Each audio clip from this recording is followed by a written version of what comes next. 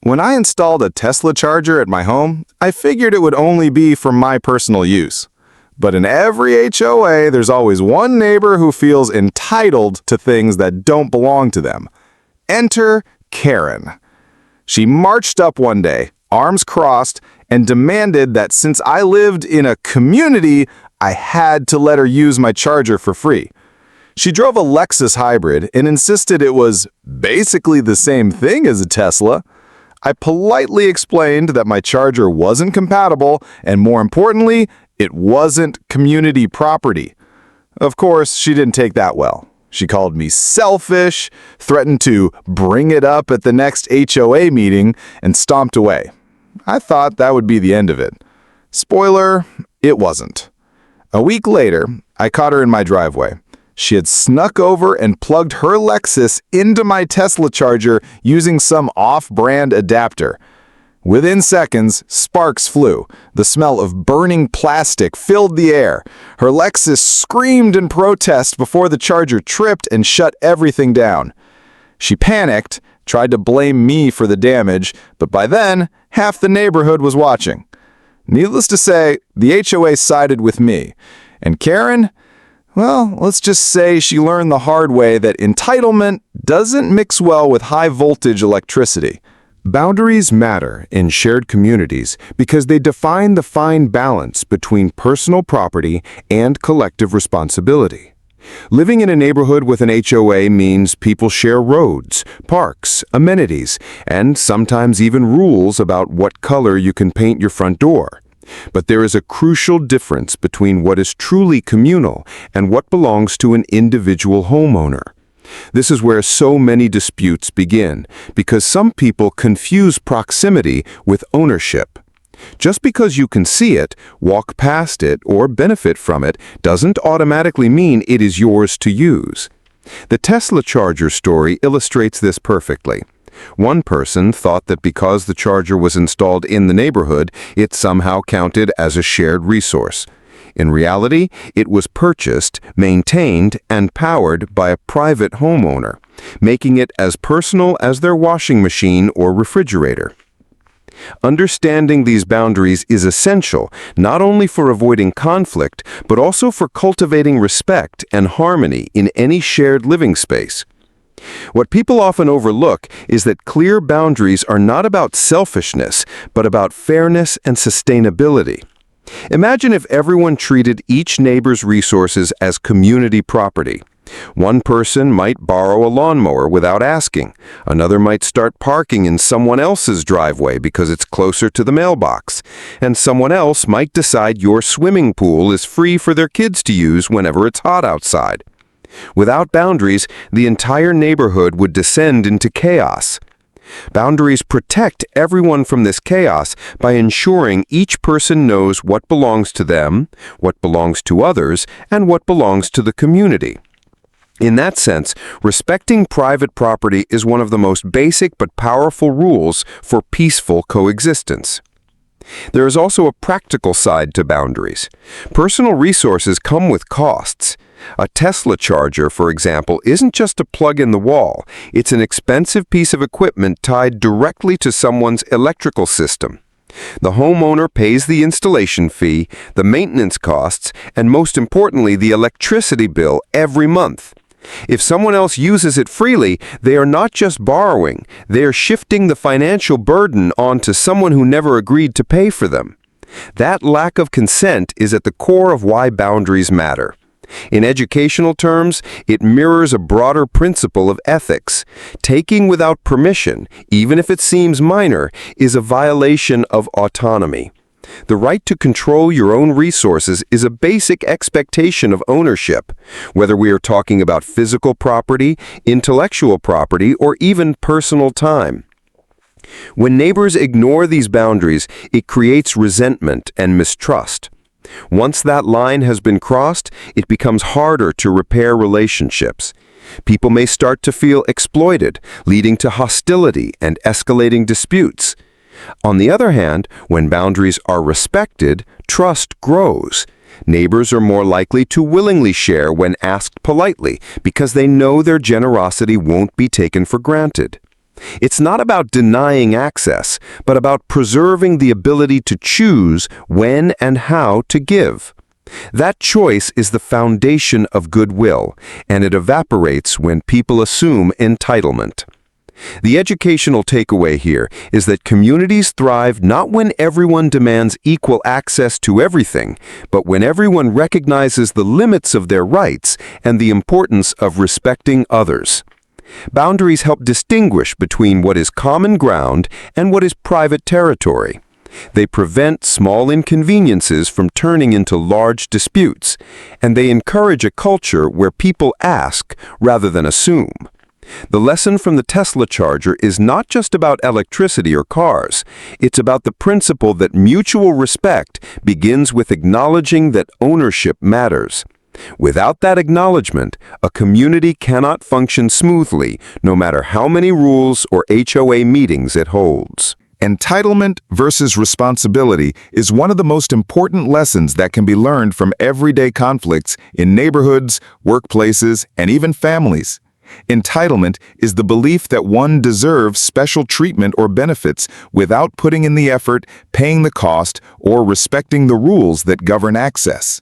Responsibility, on the other hand, is about recognizing the limits of what you are owed and understanding the obligations that come with being part of a community. The clash between entitlement and responsibility can lead to unnecessary friction, and the story of a neighbor demanding free access to a Tesla charger is a clear example of this tension in action.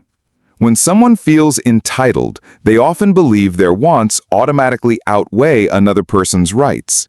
In the case of the Tesla charger, the neighbor assumed that because they lived in the same community, they should be allowed to use something that did not belong to them.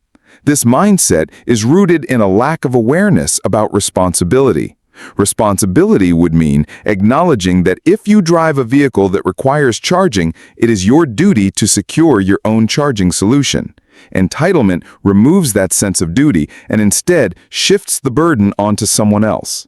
The danger is that entitlement feels natural to the person who carries it, while it feels exploitative to everyone else involved.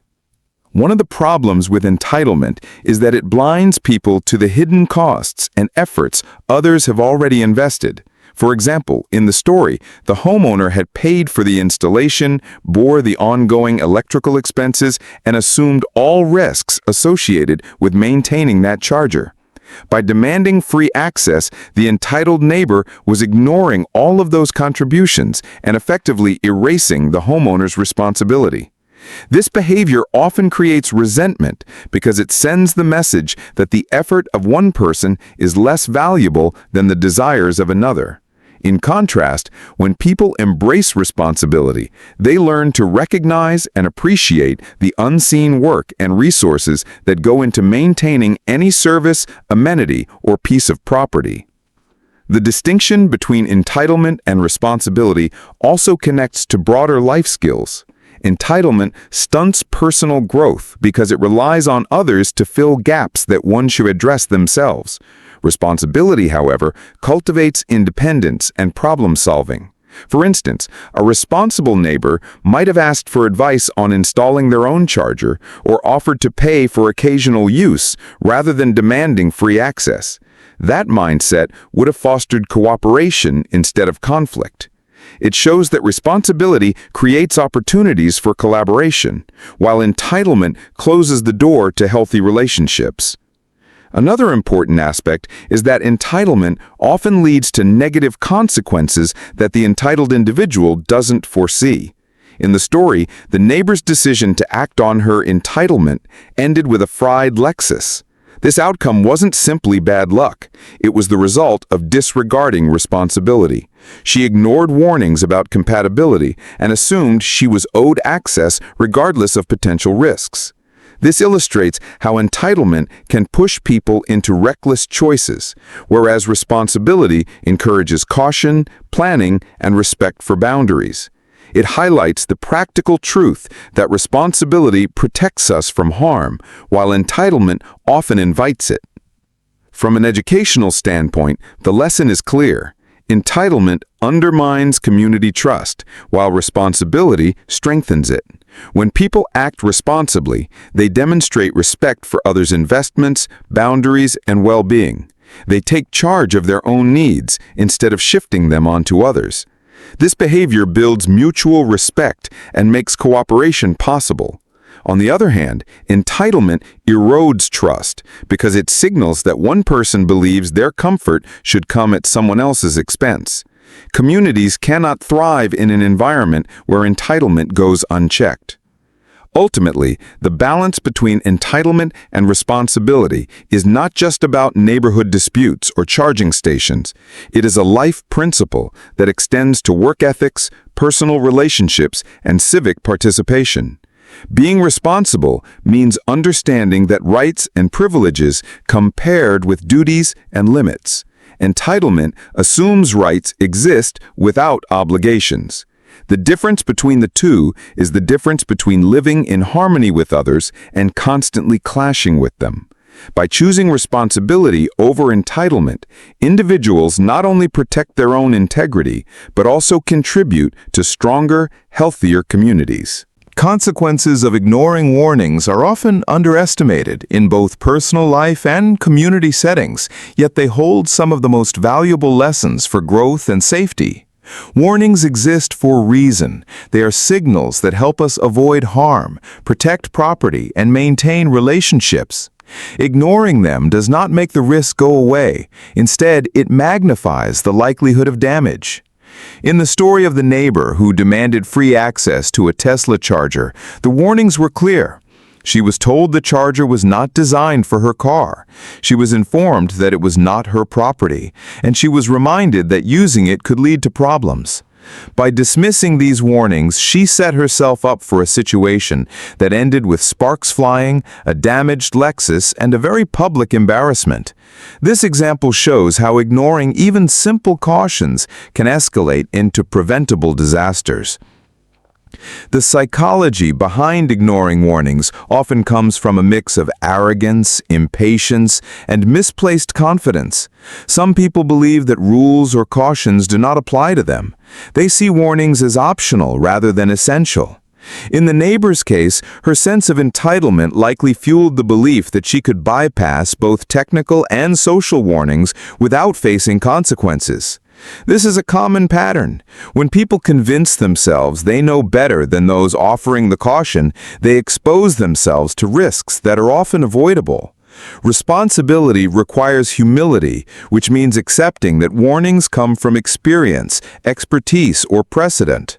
Ignoring them, on the other hand, signals a refusal to acknowledge that others might have valuable knowledge. Another angle to consider is that warnings often come not only in the form of verbal advice, but also in visible signs and established norms. Electrical devices, for instance, come with manuals and labels explaining safe usage. Communities also establish boundaries through rules, regulations, or simple expectations of respect. In both cases, people who ignore these cues gamble with consequences that can range from mild inconvenience to serious harm. The neighbor who disregarded the warning about compatibility ended up frying her own car system, which has an expensive and embarrassing consequence. In a broader sense, this represents what happens when people bypass clear signs and decide to wing it. Sometimes they get away with it, but often the result is costly. From an educational perspective, consequences are not just punishments, but natural outcomes of choices. Every action has a reaction, and when warnings are ignored, the reaction tends to be harsher because the risk was foreseeable. A student who ignores warnings about procrastination may fail an exam. An employee who ignores safety protocols may cause an accident at work. A driver who ignores traffic signals may end up in a collision. The scale of the consequence changes depending on the situation, but the principle is always the same.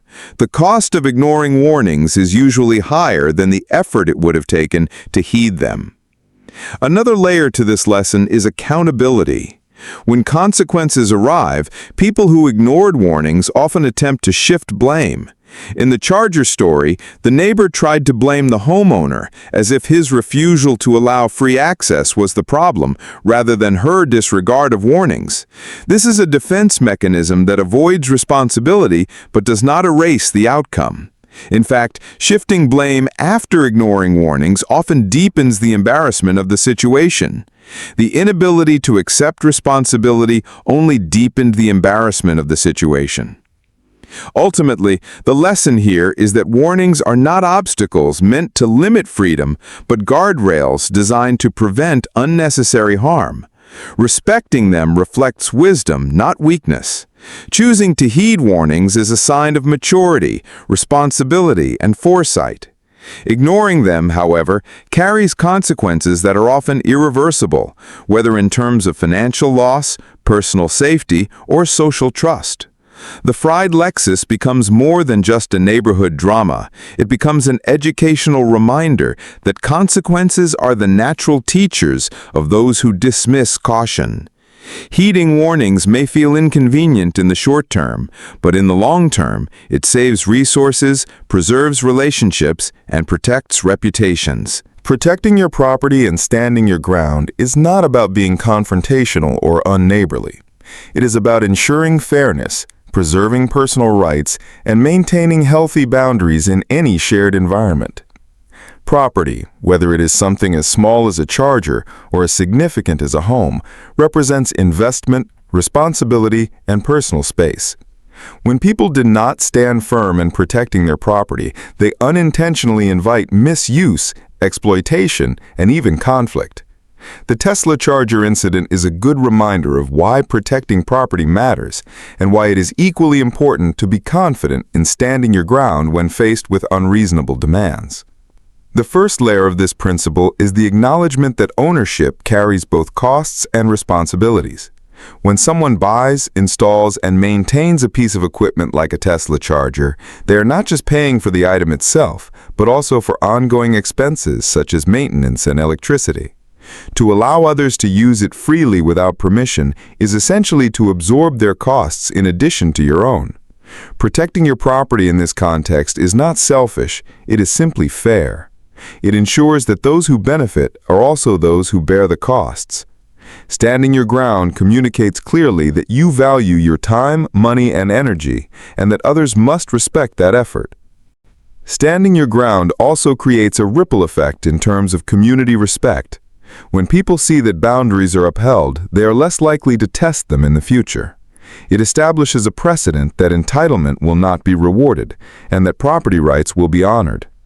In contrast, if you consistently give in to unreasonable demands, you inadvertently teach others that pushing harder will get them what they want. Over time, this erodes respect and leads to even greater exploitation. In the Charger story, had the homeowner given in to Karen's demands, she may have felt entitled to even more, and other neighbors might have started to make similar requests. By standing firm, the homeowner not only protected their own interests, but also sent a message to the entire community that boundaries matter. Another important aspect is that standing your ground requires confidence and clear communication. Many people avoid confrontation because they fear it will escalate tensions. However, standing your ground does not have to be hostile. It can be firm but polite. For example, calmly explaining that the charger was privately purchased, connected to a personal electric bill, and incompatible with another vehicle is a way of drawing a line without creating unnecessary hostility. Education often helps defuse entitlement because it reveals the hidden factors the other person may not have considered. Protecting property effectively often comes down to stating facts clearly and refusing to be swayed by emotional manipulation. Protecting property is not only about material things, but also about protecting your peace of mind. Allowing people to use or take advantage of your resources without permission often creates resentment and stress. By setting limits early and standing your ground, you preserve your mental well-being and prevent the emotional burden that comes from feeling exploited. In this way, property protection extends beyond physical possessions and enters into the realm of self-care. You're telling yourself and others that your resources and well-being deserve respect. From a broader educational perspective, protecting property and standing your ground ties into life skills such as assertiveness, financial responsibility, and ethical behavior. Assertiveness means knowing your rights and communicating them effectively, without aggression. Financial responsibility means understanding the real costs behind ownership and not allowing others to shift those burdens onto you. Ethical behavior includes respecting others' property in the same way you expect them to respect yours. When all three are combined, individuals create healthier dynamics not only in neighborhoods, but in workplaces, friendships, and families. The lesson to carry forward is that protecting your property is not about denying others, but about ensuring fairness and responsibility. Standing your ground teaches others to respect boundaries, reduces conflict in the long run, and maintains harmony within shared communities. It might feel uncomfortable in the moment, especially when facing someone demanding or entitled, but the discomfort of saying no once is far less than the frustration of being exploited repeatedly. In the end, the Charger story reminds us that property rights are not negotiable luxuries. They are fundamental principles of coexistence. Protecting them firmly and respectfully ensures that everyone knows where they stand, and that is the key to lasting peace in any community.